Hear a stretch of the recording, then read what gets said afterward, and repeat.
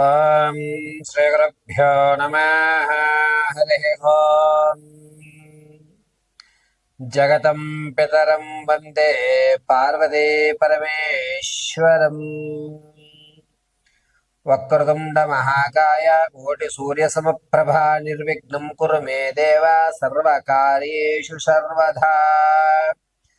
పార్వతీ పరమేశ్వర గణాక్షవలసిత్యర్థం. అందరికీ కూడా నమస్కారం.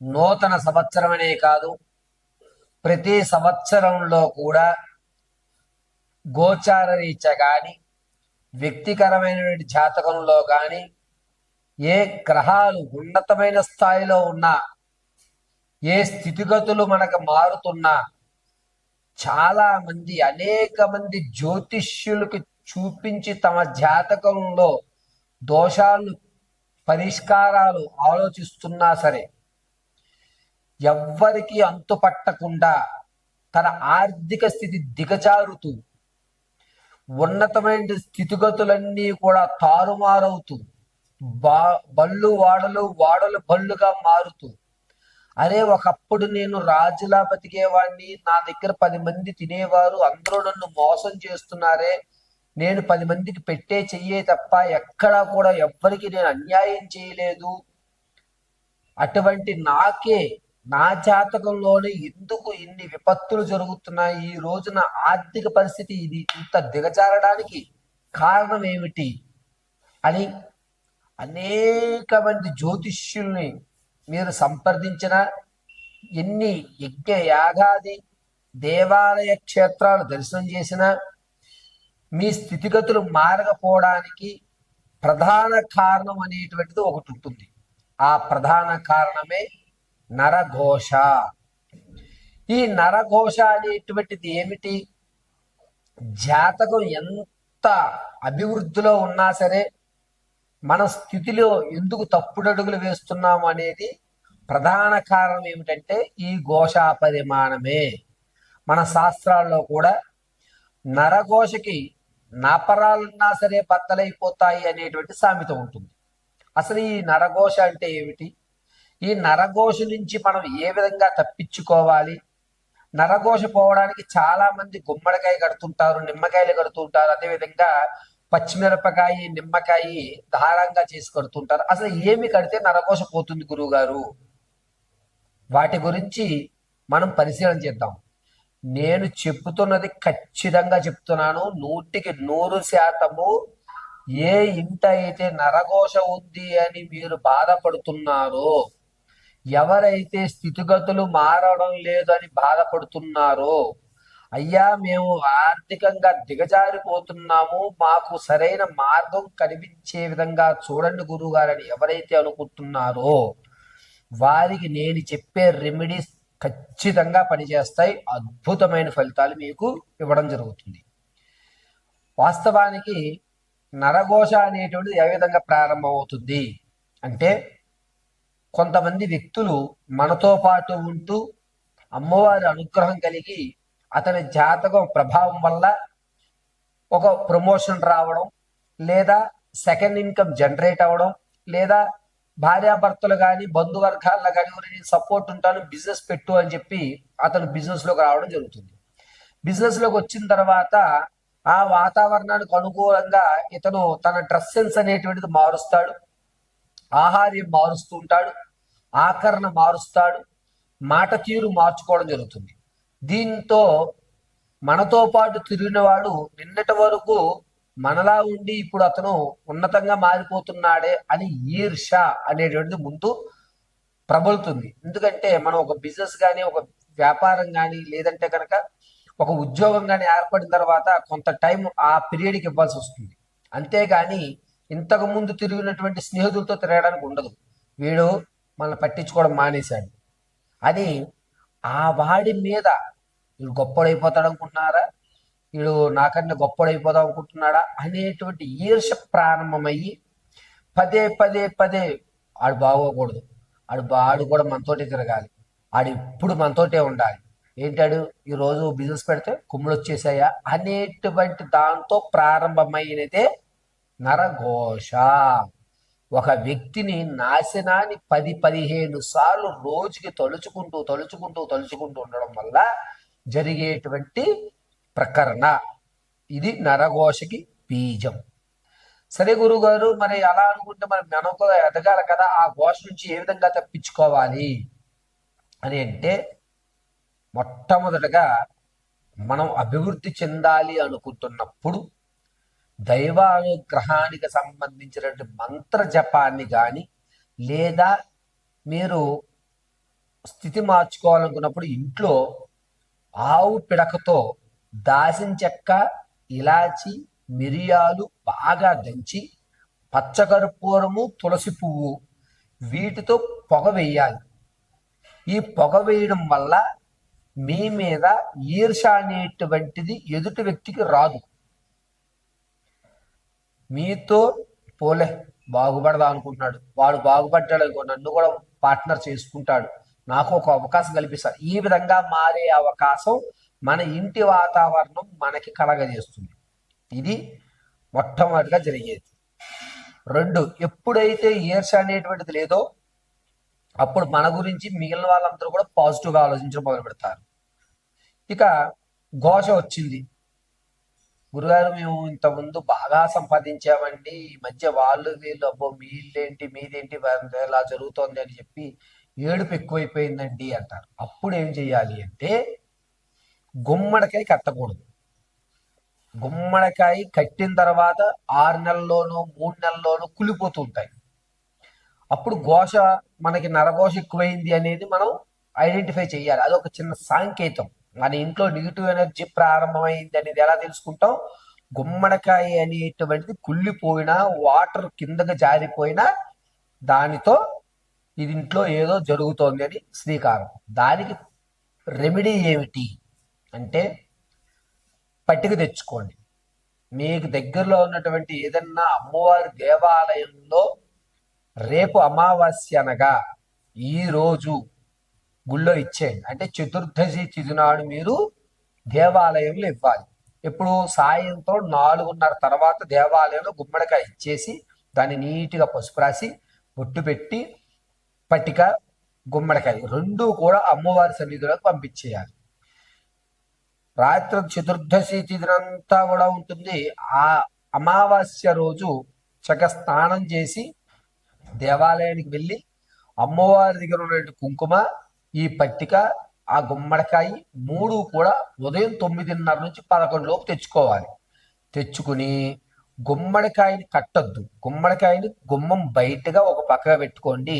ఈ పట్టిక మాత్రం కనబడే విధంగా కట్టి అందరి పసుపు కుంకుమతోటి, అమ్మవారి దగ్గర నుంచి తెచ్చిన కుంకుమతోటి కూడా చక్కగా రంగరించి, నెయ్యి వేసి రంగరించి ఓంకారం రాసి పైన పెట్టుకోండి.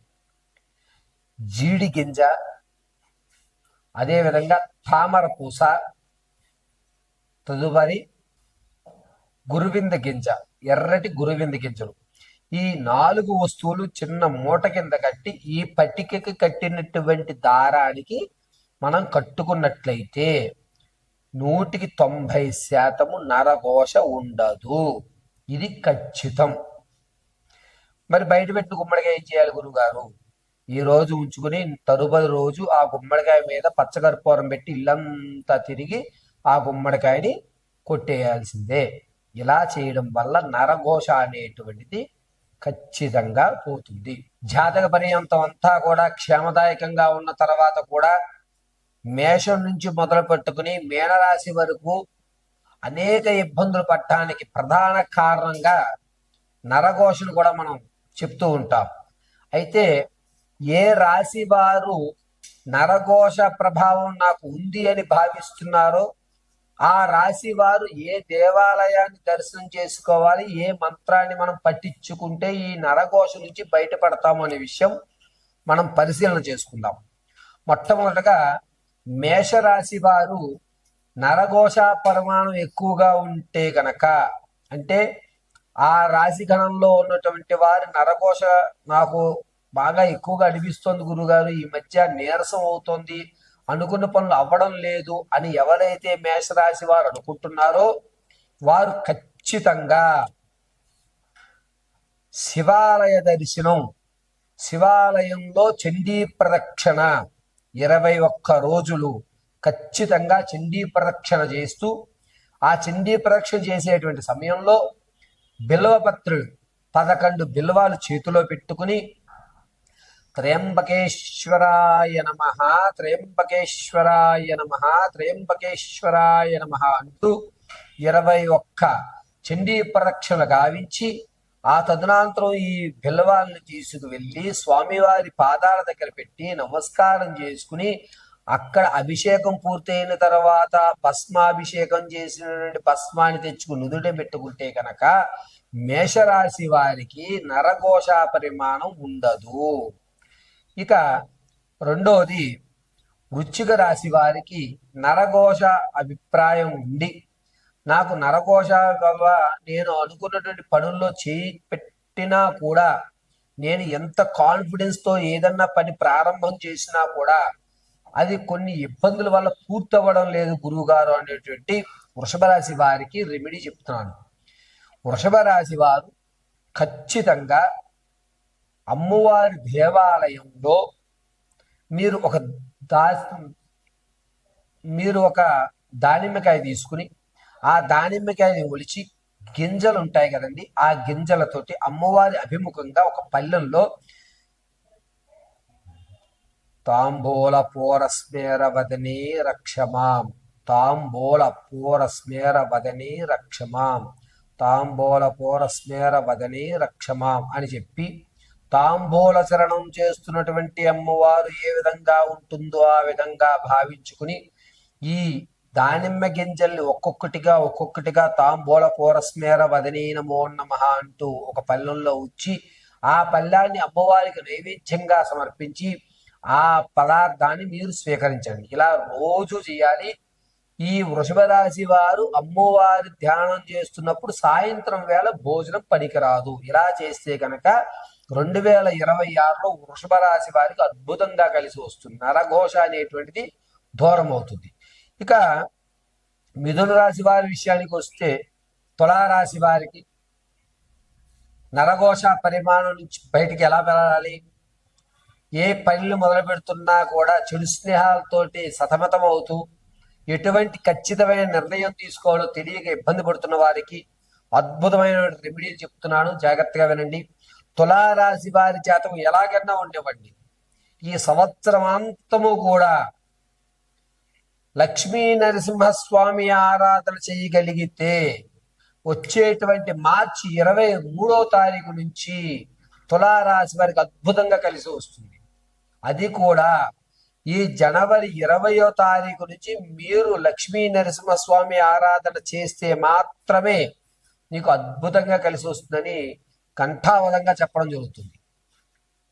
యాదగిరి లక్ష్మీ నరసింహస్వామి వారిని ఆదివారం రోజు తులారాశి వారు దర్శనం చేసి స్వామివారికి తులసి మాల సమర్పించి, ఆ తులసి కాస్త తెచ్చుకొని పసుపు వస్త్రంలో మూటగట్టి మీ ఇంటికి రక్షగా కట్టుకోండి. నరఘోష ఖచ్చితంగా తులారాశి వారి జోలికి రాదు.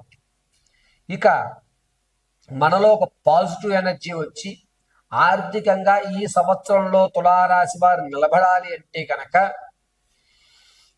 తామర పూసల మాల మెల్లో వేసుకోవడం,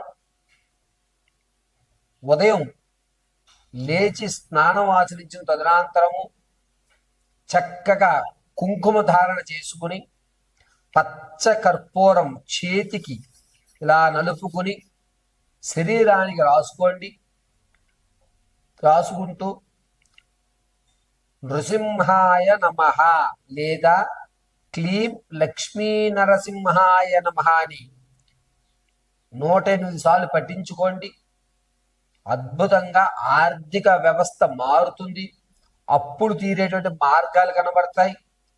ఖచ్చితంగా మీరు అనుకున్నటువంటి గోల్స్లో జూలై తర్వాత మీరు మీ యొక్క గోల్స్ రీచ్ చేయేటువంటి మార్గాలు కనబడిపోతాయి. జూలై తర్వాత మీరు అనుకున్న స్థాయిలో ఉంటారు. అది కూడా జనవరి 20 నుంచి మీరు లక్ష్మీ నరసింహారాధన చేస్తే మాత్రమే ఖచ్చితంగా మార్చి వరకు నృసింహాయ నమః క్లీం లక్ష్మీ నరసింహాయ నమః అని కుదిరినంతసేపు నామస్మరణ చేయడం వల్ల మీలో ఒక పాజిటివ్ ఎనర్జీ, మీరు చేసేటువంటి పనులు వాటంతట అవి అయ్యేటువంటి మార్గము, ఆర్థికమైన స్థిరత్వం ఏర్పడేటువంటి అవకాశం ఖచ్చితంగా తులారాశి వారికి కేవలము లక్ష్మీ నరసింహస్వామి వారి ఆరాధన వల్ల మాత్రమే జరుగుతుంది. కావున ఈ తులారాశి వారు ఈ సంవత్సరం అంతా కూడా కుదిరినంత వరకు కూడా యాదగిరి లక్ష్మీ నరసింహస్వామి వారి దర్శనం చేయండి. మీరు ఏ నెలలో అన్నా సరే దర్శనానికి వెళ్ళండి, కానీ అది ఆదివారం రోజు స్వామివారి దర్శనం అయ్యేలా చూసుకోండి. ఇలా చేయడం వల్ల మీ నరఘోష పోతుంది, ఆర్థికంగా కూడా మీరు నిలబడతారు.